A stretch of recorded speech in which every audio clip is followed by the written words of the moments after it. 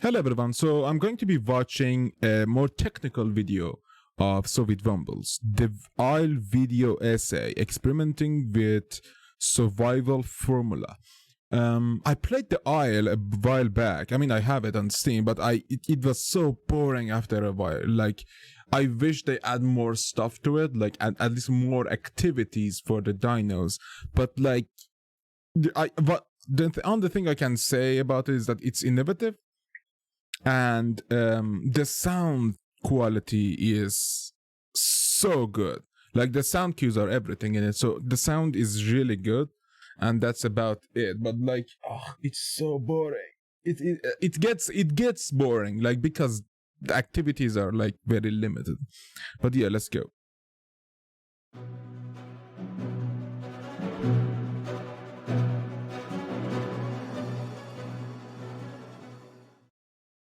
Three, two, one, go. Daisy. Yeah. But, oh, Jesus Christ. Rust. 7 days.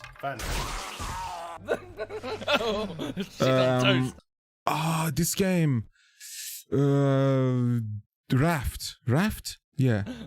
Wait, you haven't tamed anything, have you? No, I don't know. Ark, love it. Fuck. What the fuck is that? Oh, 7 days, of course, again. Please! What is this? Woo! What the fuck? Oh, come on, I had to have hit him. Oh, I'm down. Fuck. Alright. I really enjoy open-world survival games. Things like the DayZ mod, or the DayZ standalone, or Rust, or 7 Days to Die. They're absolutely my cup of tea. For those not familiar at all, they're a relatively new-ish crop of games that involve dropping people into a big open map and then just having them fend for themselves, either against the environment or people, or both. Survival games often stand in total contrast to the rest of the gaming industry, as they put this overwhelming emphasis on player freedom. The developers still have influence, Don't yes, stop. they dictate how the game world works, but it's much more subtle. It requires thinking things through carefully, without the player being made aware that they're being directed. As a result, immersion, Subnautica, a quality that I fuck. personally feel is paramount to a decent game, comes very easy to the open world survival format. Many companies in the games industry often just copy what films are doing, using Mass extremely Effect. structured story-driven narratives, That's motion true. capture with real actors, and player freedom, but only within a very limited margin. Yeah, there was no freedom in Cyberpunk. Yeah. And whilst to each their own, those sorts of games just aren't for me. Sure, I can root for the struggles of a protagonist if I feel that they're well Witcher 3 was so good. Oh, Witcher 3 was so good. But yeah, the story was so high quality that it made the game, even though it was an open world, the linear path was so interesting. Like, even though it was an open world, that's why Witcher is such a good RPG. presented, but I can never reach that same level of immersion. I can't feel like the adventure is really mine when it feels like I'm being corralled into making 2 or 3 very specific choices, at least compared to the times where I know that the gloves are truly off. Should we rob shit? See who it is? Yeah, fuck we you, rob dude. him? Rob the Yeah. fucker. Drop the guns, this is a stick up! Stick up! What the? What? Oh, it's Harry!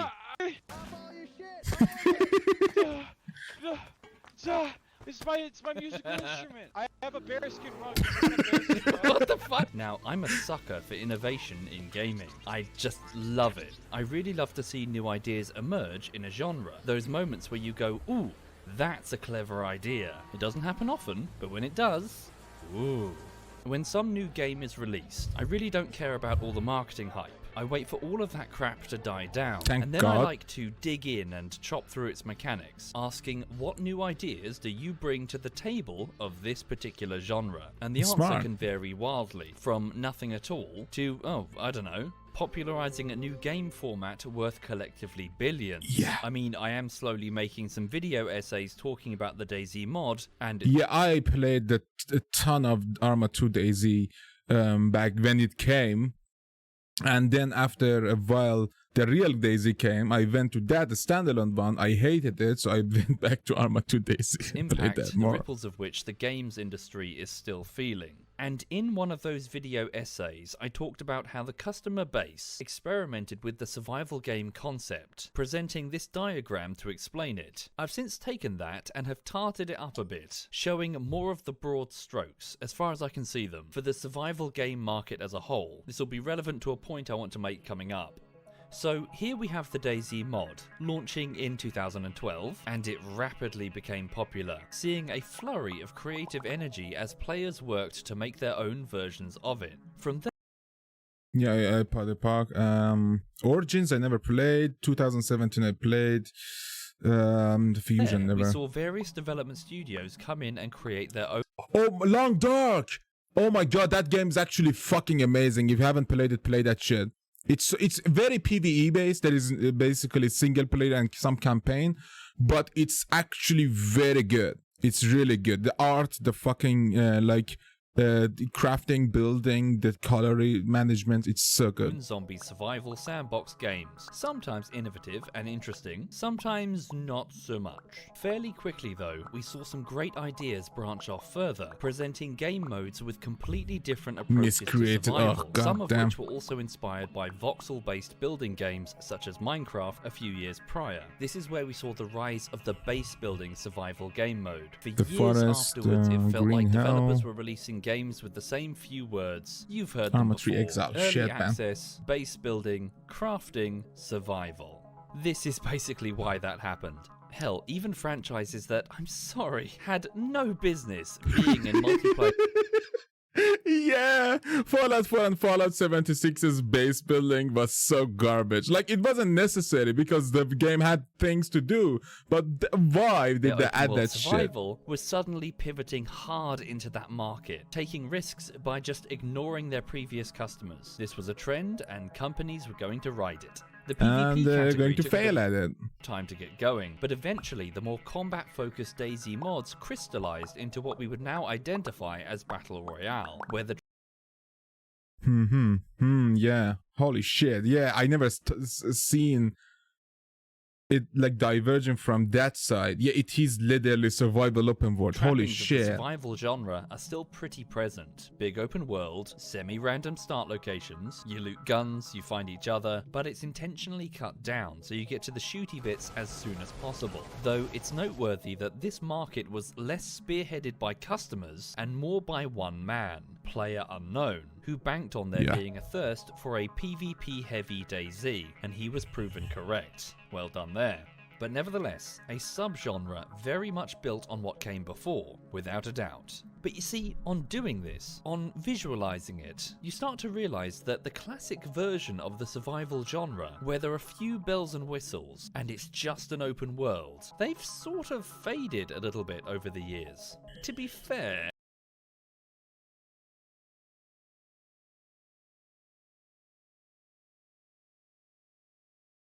I'm trying to think of anything that is open world survival without base building. Anything new. Project Zomboid is still not, I mean, it's not as popular. I played that too. Fuck. Shit. Think with me. Anything. I mean, Project Zomboid still has some kind of, some base building, not gonna lie. Shit, yeah, he's right. it's the sort of subgenre that's minimalist by design, and probably has something of a half-life, but it's kind of odd that it's faded away this is the Long Dark. Sure, there are plenty of survival games, but more often than not, they incorporate many of the features of base building now, which isn't bad at all, it's just a little different.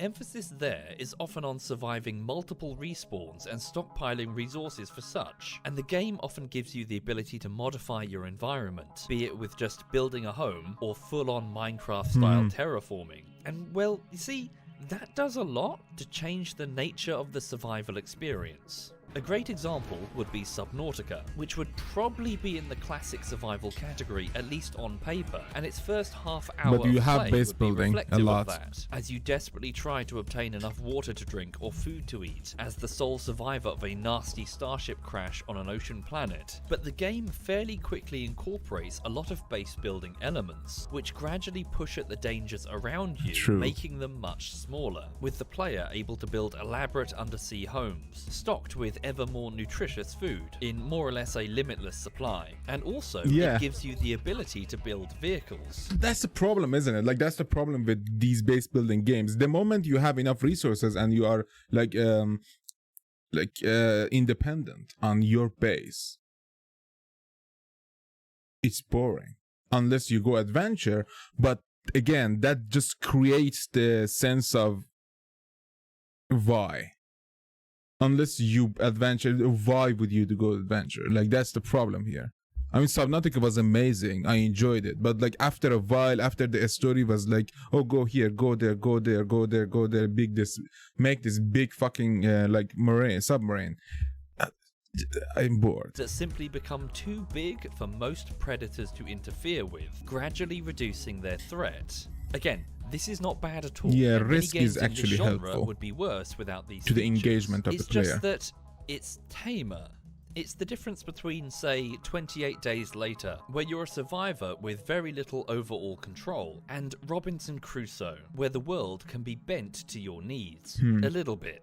Or, put another way, you're not getting better at jumping through the hoops, with the game having to provide smaller ones for the challenge. Yeah. You are gradually making the hoops That's larger such an amazing and analogy. easier to jump through with your progression. Shit. That is the difference That's it, between basically. classic survival and base building. Yeah, and it gets This boring. probably also Probably. explains why base building survival games take a Terraria, shit, Valheim. I mean, Valheim was fun, but like Terraria was my lot of life. inspiration from voxel-based building games. That sort of Eco. progression and terraforming really goes hand in hand. But despite the drought in classic open-world survival titles, there has been something very interesting happening here. A batch of games that are flying under the radar, and I'm keen to shine a spotlight on them. That's the purpose of this video, to simply highlight some interesting design choices that are being made here that are not only bucking the overall trend, but are doing it in a particularly clever way, and not simply aping DayZ for the millionth time, nor Minecraft for the bazillionth time, but have taken the classic survival game format, have tweaked it just a little bit. Yeah, that playing as also highlights dinos. the lack of imagination. To be fair, Isle is fun. They need to add more life to the Isle. Like, they need to add more adventure, like worthy things. Because what's the point of surviving and like evolving your not evolving, like growing your dinosaur, if there is nothing to do with it? You just walk around until a predator kills you. And I mean, that's an innovation on itself, the fact that a predator needs you to survive, but like, From so many developers in it's this still market, boring, I sadly. want to talk about a game called The Isle. Okay. A quick word of warning. Maybe don't buy The Isle. I don't know, it's I complicated. have it already. The development is in a bit of a weird stage where they're recoding everything. So I'm talking about legacy content that might not even exist by the time Oh, you watch okay, this. that's Plus, there's lots old. of competition rising in this space, and if you'll forgive me, there's a bunch of drama stuff concerning the developer. The last I heard, one of their designers had an issue with cancer, and I mean, more. I'm not getting into it, but just researchers about it. But they are actually doing a decent amount. There was a video about the new engine, and it was actually fucking amazing. It was more a smoother evolving, a smoother like growing up, and they added alligators Which, and shit. well, I've not really dived into it, but they do come across as a bit iffy. Just true, hold on for but a like, second. Just let me again- babble about it. I more just want to talk about the clever idea that it brings forward in what is now a very saturated market. So, The Isle is classic survival, extremely so. It is an early access game in which players load into a big open map, start in a random location, and then need to roam around and find food and water, and maybe fight if they encounter one another. That's it. That's more or less the whole gameplay loop in its entirety. And were it just that, then it would fade into the background behind dozens of other similar games with more features. But there are two big twists that make it stand out from the crowd. I love this. I'm going to call them Twist A and Twist B. The first one is the obvious one, and the second is hidden, might be partially accidental, and is very, very interesting. The food chain, basically. I think that's Twist A. In the Isle, you are a player who is roaming around and surviving in this survival game, as you do. You might meet players in your travels, as you do. You might work together, or fight, or run, blah blah, so far, so standard. But whereas other games have you surviving, picking through houses for food, or for guns, or for scrap, or whatever, in what is probably the post-apocalypse, this one is set in a lush and beautiful jungle, and you can't pick through the remnants of some human society, because you are not human. You're a dinosaur. It's Jurassic Park, basically. A huge open map given over to some 200 or so players, all of whom are pretending to be dinosaurs. Be it raptors stalking, or myosaurs grazing, or gallimimuses doing... whatever the fuck that is.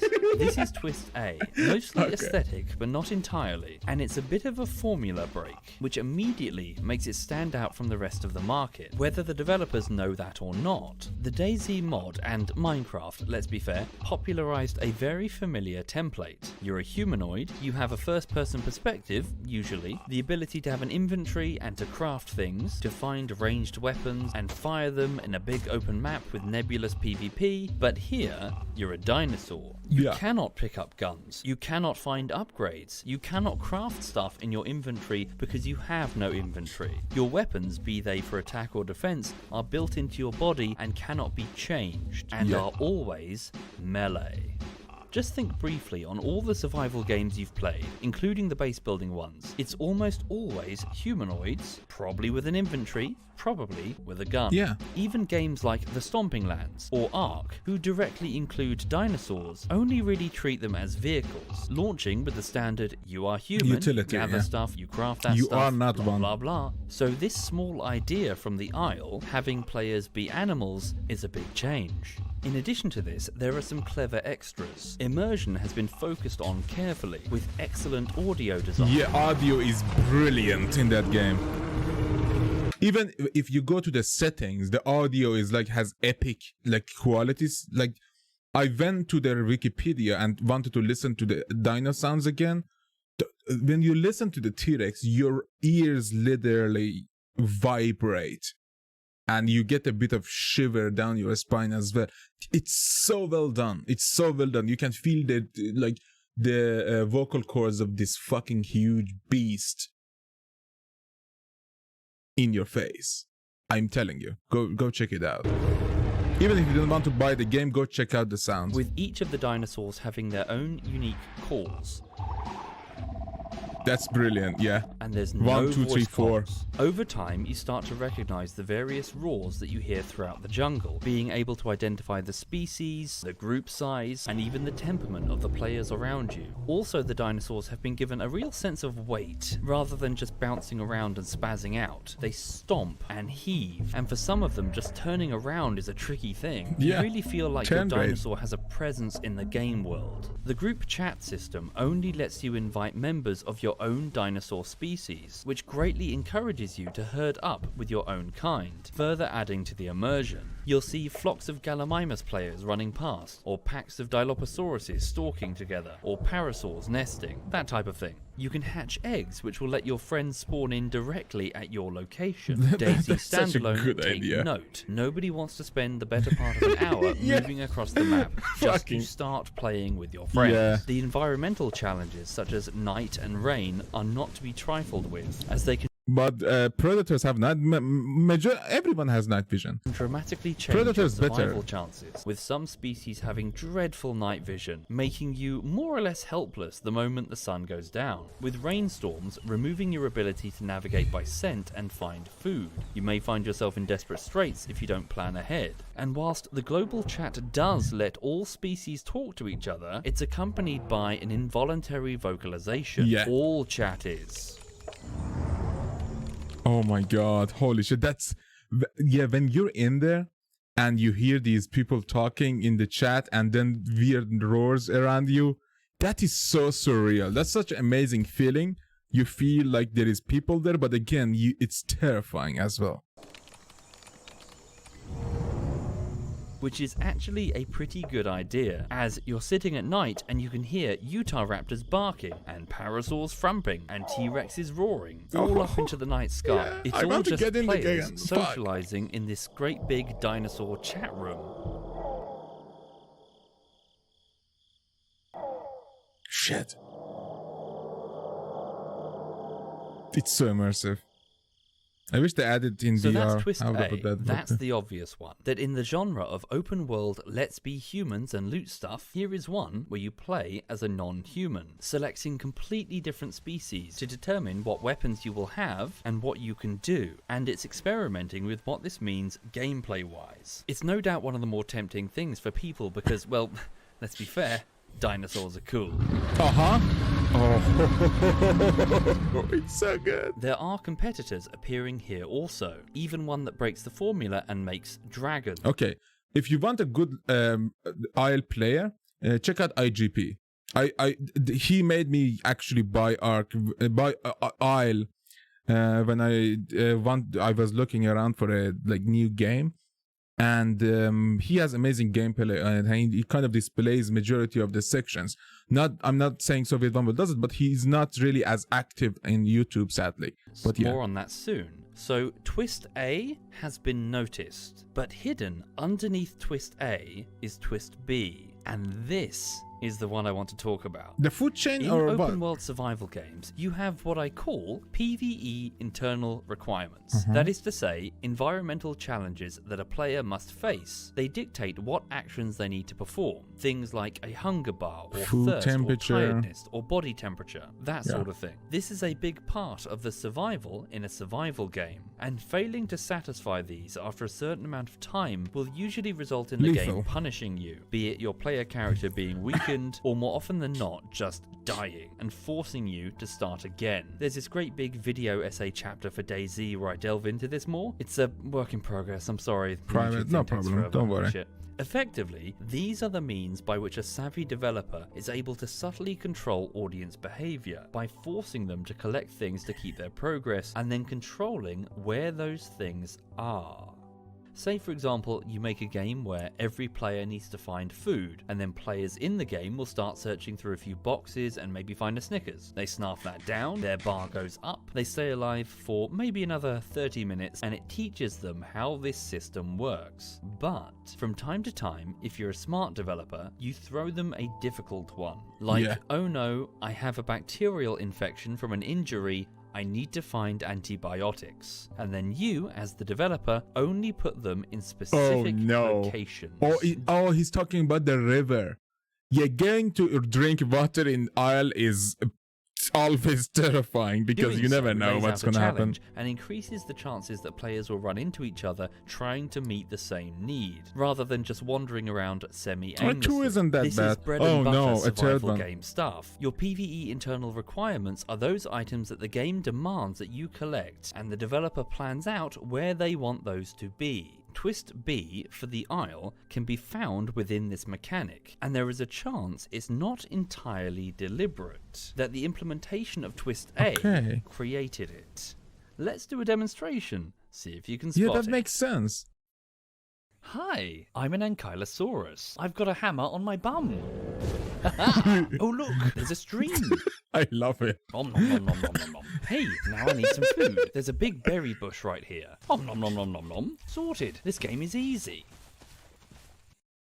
Oh shit. Hello, I'm a parasaur. I have a trumpet for a face. Good, good. Oh, I need some water. Oh, look, there's a lake. Om nom nom nom nom nom nom nom. Oh, I love water. I need some food. Oh, there's a small berry bush right here. Om nom nom nom. Wow, food and water is just all over the place. Oh shit. Hi, I'm a Tyrannosaurus. I have really big teeth. I Yeah. need some water. Oh, there's some in this stream right here. Nom nom nom nom. Now I'm really hungry. I need... That. Yes. Hello? Friendly? No. Yeah. The food chain is so Twist interesting. B is, whilst half of the player classes are able to find their PvE resources around them, food literally grows on trees. The other half the is rest, PvP. playing as carnivores, physically Delight. can't do that. The developer has made it so that in order to simply exist in this survival world, they must eat the other players in it. No other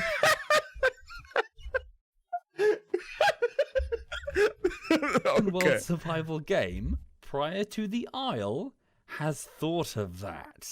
Yeah. Sure, there are plenty of ones that let you eat other players, but it's almost always framed as a negative. Rust has human meat massively dehydrate you. DayZ has it make you sick. But in this one, it's a total necessity. Your At least existence at a goes certain gone size. after that, Whilst yeah. the carnivore players are able to start off eating these shitty little NPC dinosaurs that feed them as a baby, or when the server population is low, once you reach adults or have 2 or 3 Yeah, they players don't in give a you group, shit. which happens quickly, it becomes pretty difficult to survive off the game world. You must hunt other players because that's where the meat is. Players who, surprise, do not want to get eaten. Do you see the 2 big boys coming through over the open field in front of you?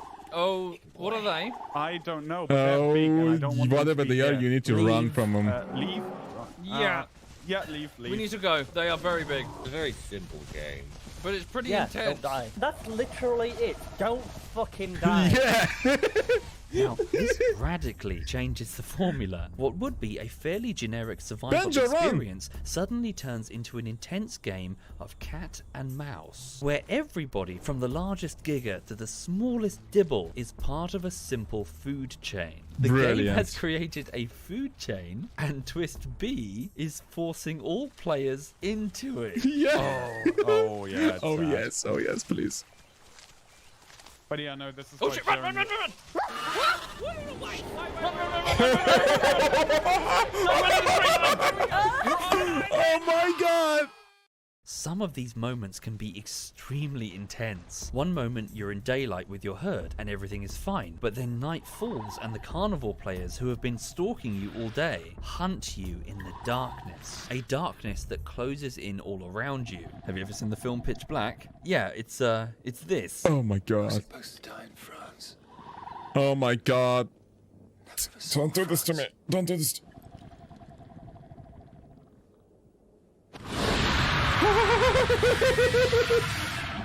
Are they Dilophosaurus? Oh my god, that's terrifying. They're out there. And if you're a small dinosaur, you may opt to hide in dense foliage. But then the carnivore players can scent part of the path that you've walked. Yeah. So you may find yourself Unless it's desperately raining. hoping to avoid detection, as hungry players will try to circle in on your hiding spot. A high-stakes, high-adrenaline game of hide and seek. Everyone find a hedge and rest. Find a hedge and rest. I want to find a better one. Hang on. It's coming. It's coming. Oh, is it? It's coming. It's coming. Oh my gosh. I'm gonna run out of Oh stamina. my god. Miss me. It's coming for you.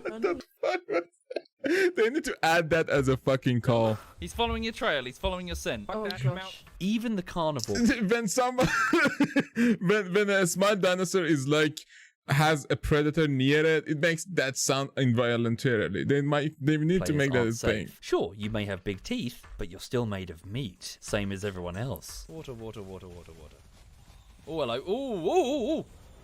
Whoa! Holy shit. Oh, the Giga's in trouble. Its leg's been broken. Oh, the Giga's fucked. Look at that. Oh Whoa. god, there we go. The Rexes have dinner now. This small twist of taking some players' food requirements off the game worlds and slapping them directly onto players creates something extremely Player-driven interesting. ecosystem. This is That's twist so B, genius. And oh my god, what a good twist. Battle Royale games have a similar thing going. The player objective is to hunt each other, but I think their fast-paced nature handicaps them somewhat. You lose your gear as quickly as you find it, usually. There are exceptions. Classic survival games are slow and deliberate, meaning that the tension, the adrenaline, the fear is so much more palpable. Also, in a meta sense, it's good for diffusing toxicity. Losing your full-grown Triceratops to a T-Rex attack after 6 hours of growth, yeah, it's frustrating, but it's softened by the knowledge that, well, T-Rex has got to eat. The player probably had no malice in his heart, it's just the reality of being the T-Rex class. You are always hungry. Think of all the times that you've been killed by bandit players in a survival game just for the lols. Yeah. Here it's less likely because your attacker probably has a motivation you can sympathize with. And it takes so much longer for their dino to get adulthood. So if they lose it, it's more frustrating to them. So eating you and you putting another 3 hours or like 10 hours, not 10, 5 hours, is not as difficult as them putting another 24 hours or 12 hours. They're hungry. There's a lot of us. There's a lot of us. Yeah, you really doubt that a hungry baby cares. Or does Oh it? my god. This is so cool. Oh, it's only a baby. So, this is fantastic stuff. Oh, but it yes. gets even more epic when I tell you what the players themselves I want to see that again. That was brilliant. Oh my god. Oh, that's a good way of like, little baby, go distract him. I want to eat some and give you some It's only too. a baby. Holy shit. Holy So, shit. this is fantastic stuff, but it gets even more epic when I tell you what the players themselves have done in response to the Isle. A number of servers, notably the ones called Teutonic, have set up role-playing conditions in which players are further encouraged to behave as though they're a dinosaur, presumably realizing how interesting this survival gameplay could be if enhanced. For those who watched the DayZ video essays, you may be getting some deja vu. Customers are modifying, be it through literal mods or in this What the fuck? That's such good. Wait, can you just make your own vehicle with different parts in DayZ now? case just server rules. Or is this Arma 2? This is Arma 2. A product in a direction that the developer may not have expected. For example, some of these role-playing rules. Rule 36. Herbivore players cannot attack unprovoked. They need to do aggressive calls to warn predator players to get back. Your weapons are defensive, therefore a herbivore should be playing as such. Rule 42. Almost all dinosaurs are allowed to herd, but only in packs of up to a certain size, with special restrictions placed on apex predators, because, well, they're apex. They're not supposed to play well with others. And this also includes strict rules against carnivore and herbivore mingling. Rule 38. Herbivores cannot take revenge when a herd mate is slain by attacking the feasting carnivores. Makes That's sense. just not what herbivores do. The zebra don't bum rush the lions when one of their number is killed. And Rule 34. Not that one. If you are a special... That's caught me off guard. Okay. aquatic type of dinosaur, if you lie down in the water and stay still, players aren't allowed to hunt you if they are not aquatic themselves. They physically can, they can just walk over to the lake and press the mouse 1 button, but no lion dives into a murky river to try and hunt a hippo. That would be suicide. Yeah. What I'm saying is that the customer response to Twist B has been very positive, with a lot of users totally on board for more, and great rules can elevate the gameplay into something truly unique and fascinating. A cat and mouse ecosystem game in which you feel like you're a dinosaur in your own little prehistoric world. Yeah. Fucking hell. Oh shit! Oh shit! Oh shit! Jesus Christ! It's a Rex! Den just got his head bitten off! Jesus Christ! But of all of the rules, there is one in particular that is really interesting. See, the base game has a bit of a problem. If each of the dinosaur species are class selections, like I said, and you're locked into them for hours as they grow, why would anyone pick the shitty classes on purpose? Imagine Daisy or Rust. I mean, they have a lower amount of...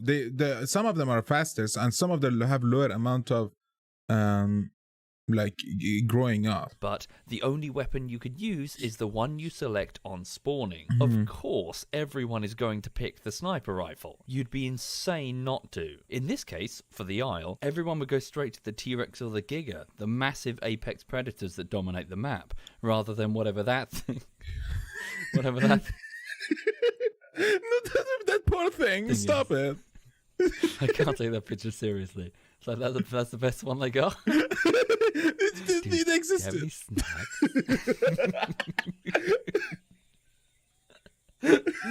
The massive apex predators that dominate the map, rather than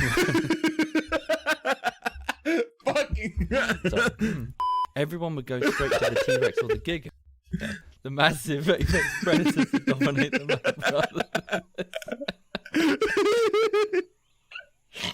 rather than this peculiar-looking herbivore. Well, the role-playing servers responded by attempting to course-correct the game's design flaw by enforcing something called the body down rule. It goes something like this. When a hunt commences, the herbivores are running, the carnivores are chasing, but the moment any player dies, be it a herbivore through blood loss or a carnivore getting careless, the hunt stops on the role-playing servers. A body is down. It doesn't matter what the source of the meat is available. Oh, that's It's sent genius. to the Wait, what is the rule name and what servers do have this? Because I would join again if this was real. I don't want to lose my dino like every fucking 30 minutes. So this would around be what it is supposed to be about. Your PvE requirement, food. If the Predator players continue the chase after this point, then an admin smacks them. They must instead camp the body and eat it, not leaving it until they've stripped the carcass bare, a process that might take up to an hour. That's actually amazing. Not only has the Predator players and helps the exactly herbivores as survive, predators for do fuck's in sake. real life, the lions don't take 2 bites out of their kill and then just keep chasing the herd. just It fucking losing more immediately relieves calories. the What's pressure wrong on with the you? herbivore players and makes them viable to play, rather than just being non-stop hunted across every compass point. My God, it forces the predators to slow the fuck down, to give the herbivore players, with their much weaker chance. classes, a breather. In fact, in many cases, it makes playing the weaker classes a lot more fun. Sometimes Oh wait, it's they're actually adding like human structure too? Okay, that's interesting. I actually want some of that. Like some some kind of monuments like selections to like try to get in and understand and find out an adventure. just more thrilling to be Though the chase. that's I rather know than that's the not this chaser. game. I think we can hear. Oh, I see it. I see it. Oh shit. Oh my god. Okay, hello. Hi, how you doing? Oh my I feel god. inadequate. Yes, you guys can stay over there. You are inadequate. Yeah, right there. Just Actually, wanna no, get a no, little no, bit no, no, closer. no, no. You guys can stay right there. Oh shit. Get the chicken!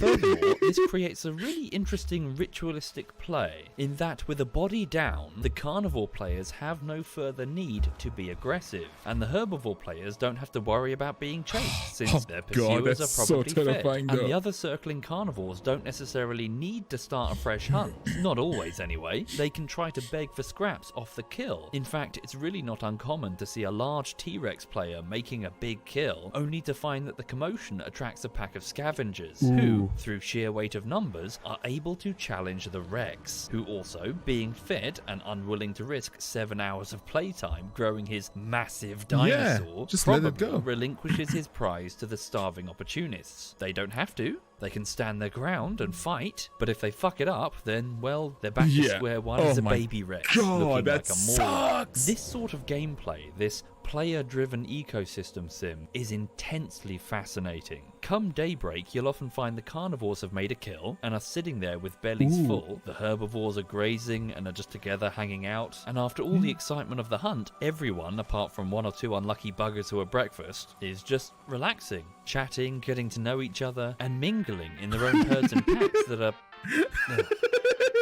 What's wrong with you? Come on, Soviet. Sometimes immersion isn't as important as some dancing and having fun. Come on, It Soviet. is helped by the fact that everyone is melee, so you can be in relatively close proximity to each other without worrying about someone else shooting you with a scoped weapon. Compare and contrast to other survival game communities, where the populations, through betrayal and dickery, are just a paranoid mess of twitchy players. Sure, let's not lump everybody together. There are role-playing communities out there too, but nothing like this. Here, That's the ritualistic absolutely play of role-playing servers, encouraging players to act as dinosaurs, built on PvE ideas that are forcing players to hunt each other as carnivores and herbivores. Here's a gameplay loop that feels utterly unique. Shit, no! God damn! Fuck! No! Yeah! Bigger always, darkness. it's the smaller one. I mean, yeah, that makes sense. Silent You're lady. looking for something. Bollocks. That's how it goes, folks. That was Yeah. the Isle. I know. Now then, in the following years after the Isle's release, a number of other titles started to appear. Okay, let's see. A Day of Dragons, Beast of Bermuda, Path of Titans, and Saurian. Path of Titans might be good. If they have fictional dinos, I would be more interested in. If some kind of evolving was like doable. But that would take a lot of creativity to pull that shit off, like Pokemon and Whilst shit. not all of them are directly inspired by the Isle, they are definitely swimming in the same waters. They have mostly made playing as a dinosaur the main selling point, Twist A, but I'm fascinated to see if any of them have spotted Twist B, a player-driven ecosystem. Oh, they're gonna do now. So I couldn't contain my curiosity and I did some digging. First up, Saurian, released in 2017. Over a weekend, I downloaded an early access build and played for about an hour, roaming around in a recreation of Hell's Creek in a terrifying wasteland known only as Montana. It sounds positively dreadful. Once there, I spent A nice jab at some US. time roaming around as an avian-type dinosaur, with the developers going so far as to render it with feathers. In fact, a huge amount of the focus appears to be on making it as faithfully realistic as possible. It's a core selling point, with a main menu encyclopedia of flora and fauna that's in the game, and the names of the experts many that of the they've dinosaurs had consulted. feathers. And That's whilst it was genius. interesting, I think this just might be a case of mistaken identity on my part. It appears to be inspired not at all by multiplayer open-world survival games, but as a class-based fighting game called Primal Carnage from 2012 and Primal Carnage Extinction from 2015, and it is exclusively single-player. There's talk about multiplayer maybe, but it's a stretch goal. Dinosaur survival game, yes, but no Twist B. Multiplayer is not Next there. competitor, Path of Titans. This one looked very much like the Isle. In fact, there seems to be a bunch of behind-the-scenes drama stuff. Something about this being the product of As a always, former it should be. disgruntled employee, or something along those lines. I don't really know the details. I managed to make an anonymous donation sufficient enough to access their work-in-progress build, and it is very work-in-progress, at least when I tried it. There really wasn't much there to distinguish it from the Isle. Unfinished features like the place for the quiz and stuff. Okay. And they seem to be following the exact path of berries in the wild and carnivores hunting So the there are quests. That's something I want in the Isle. I mean, not that it should be for everyone. Not everyone wants that kind of like other adventure level of things to not get bored. They are just good with what they are doing now. Like a server, like a new game server mod that adds that kind of like quest urgency for people who don't have that much time, sadly. I'm just saying it would be a very good way to like bring some of the players who are just bored of running around doing nothing just a bit, please. herbivores. So maybe Twist B. I'm gonna be honest, after a couple of hours of searching on a populated server, I found nobody. Whether they'll lean into the ecosystem thing remains to be seen. For this one, it is simply too early to glean anything substantial. Next competitor, Day of Dragons. This one actually surprised me for all the wrong reasons. Do you remember when I said during the DayZ video essays that some companies will just set up and create mimics? You know, just to ride the trend? Yeah, that. In fact, a lot of people on YouTube seem to be calling it an outright scam. Oh dear, oh dear. Oh, an really? asset flip, they claim. Oh So this my is where a God. developer buys the pre-made assets and then slings them together and then just sells it all immediately Enrolled without putting in waiver. any real Oh, effort. no. Whether or not that's the case, I'm not really interested. I only want to see if they are advancing ideas. They've got Twist A survival game where you don't play as a human, but that's it really. You just feed off these worms provided by the environment, and there's a ton of them. Twist B has flown completely over its head. Appropriately, I suppose. Finally, Beasts of Bermuda, and this is where things got interesting. Okay, It appears okay. that the developers for Bermuda have put nice in a lot UI. more design legwork. Rather than just simple berries for herbivores and meat for carnivores, Bermuda subdivides the PvE requirements into further categories and makes it so that certain species should target certain things for the right benefits, including one species of herbivore that has a totally unique food group, kelp.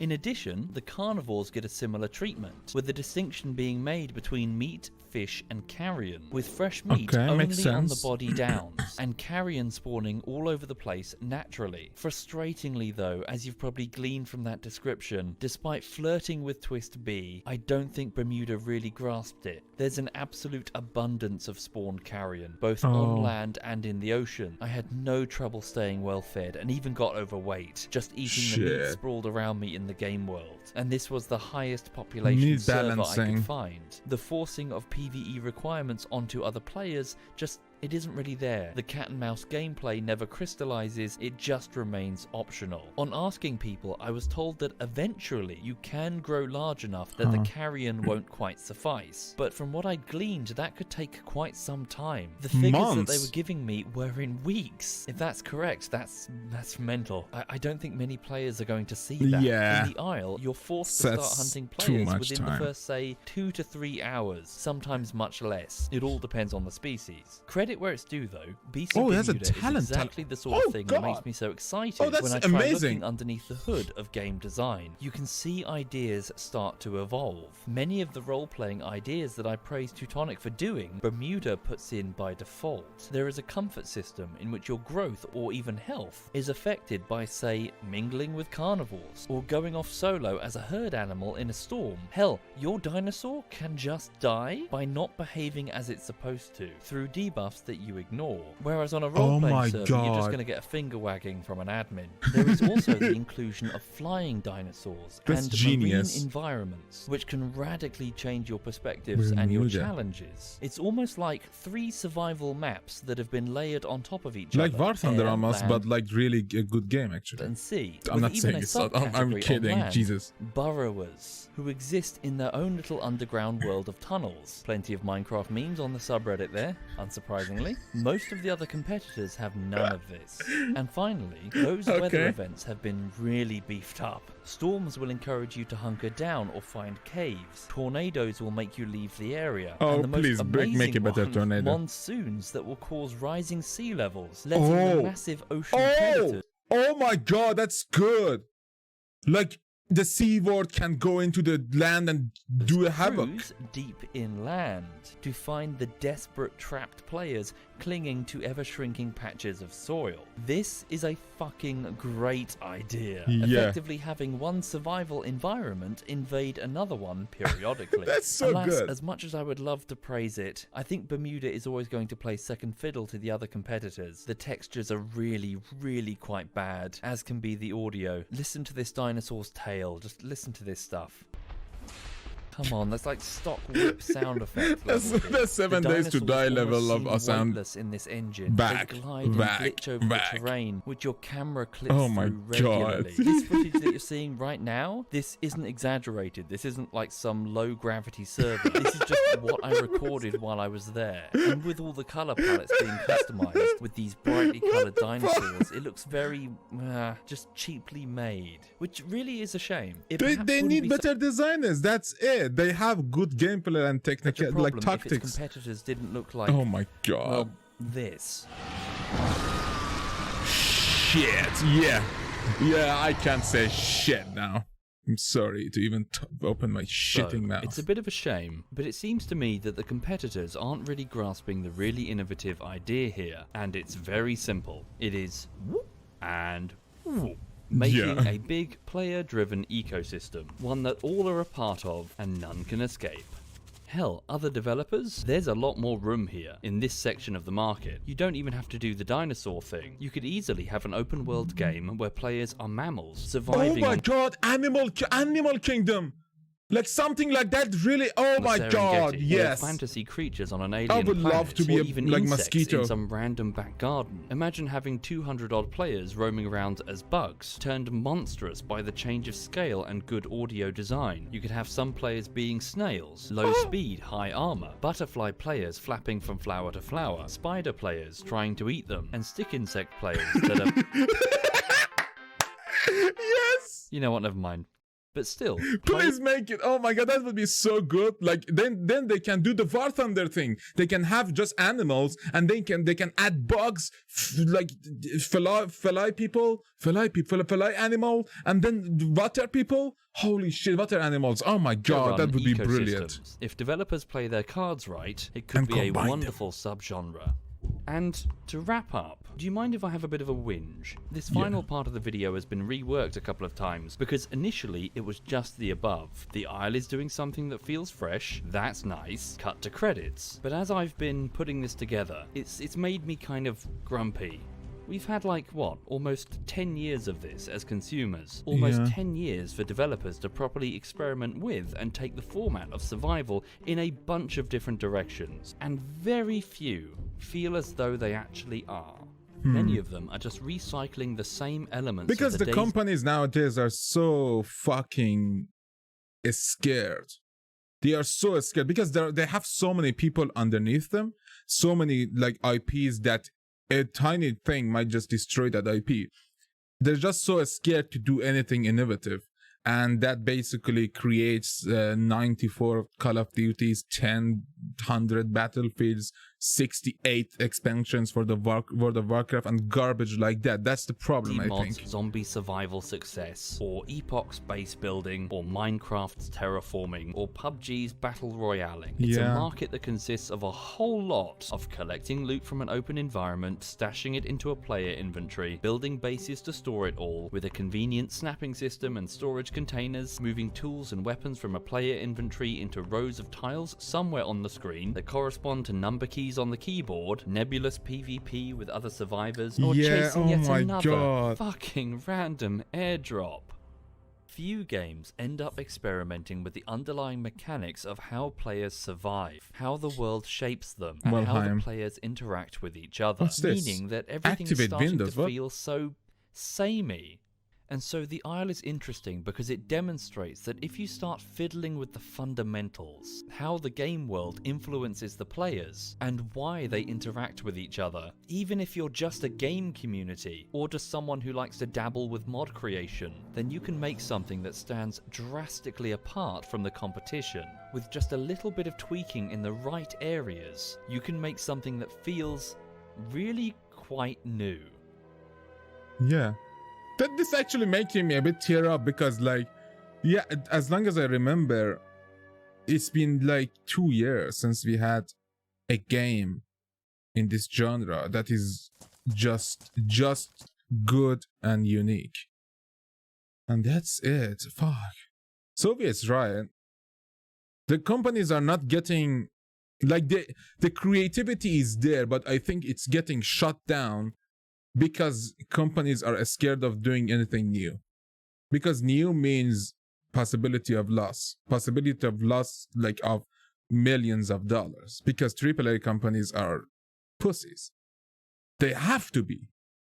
Because they have so many employees. Like they need to be in a turtle position that just tries to do the right formula over and over and over again. I don't blame them, but I wish they would have grown a pair and did some stuff that is absolutely going to change gaming in few years. And if they don't, it's gonna just keep being this shit over and over again. And a smaller company is gonna give ideas out that companies are going to just make money off of, and that's just horrendous. That's a horrendous behavior. To wait for little people to rise up a tiny bit, and then you make billions off of them. That's so fucked up. But yeah, guys, if you enjoyed, please leave a like and subscribe. For now, have a nice day and goodbye.